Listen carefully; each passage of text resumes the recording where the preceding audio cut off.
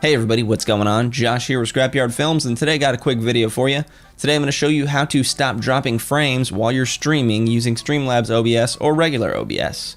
We're going to do it in 7 steps, and it's going to be pretty easy. I'm going to be showing you all these steps in Streamlabs OBS. If you don't know what that is, it's basically a custom program built on top of OBS meant for streamers so you can stream and use widgets and awesome stuff. You can download for free in the description below. Just a quick note, this video is sponsored by scrapyardfilms.com, so go check out that website if you want to learn some stuff, enter some free giveaways, and just be a total badass. Alright, so let's get started. Step 1.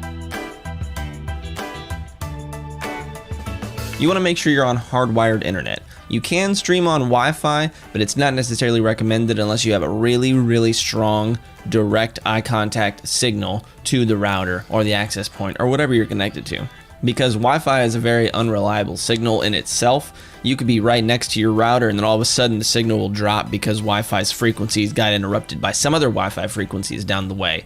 So Wi-Fi isn't the best to stream on. It's doable, don't get me wrong, but you may suffer some quality issues and you may suffer dropped frames.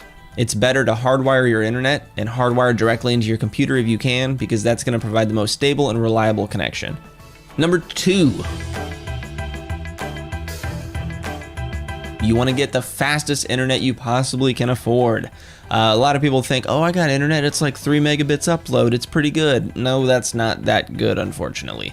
America is one of the slowest countries when it comes to internet speeds, so I'm probably talking to you Americans, and Europeans and everybody else, y'all have better internet than us, guaranteed. It may be a little more expensive, but you still have way better internet. So you want something with at least 10 to 20 megabits upload speed, and that's like the bare minimum, because the higher upload speed you have, the more things you can produce on your stream, the more music you can stream while you're streaming, the higher quality it can be, the more reliability it'll have.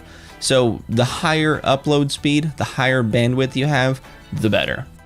Number 3. We're going into the settings of OBS right here, and Streamlabs OBS is what I have open. So at the top right, you see the gear. On OBS, at the bottom right, you'll see settings. Click that, and this is going to look a little different, but it's going to be worded the same. You want to go to your video tab, and in here, your base canvas resolution, you want to make sure that's the same as your video game that you're playing. So if you're playing Fortnite on 1080p, make sure this is 1080p. Output scaled resolution, you do want to knock this down to 720p, which is 1280 by 720. This is going to take your 1080p footage, scale it down, shrink it, and reduce the size to 720p. So it's going to be a lot less data for your stream to upload. It's still going to look like it's 1080p, maybe just a little bit less quality, but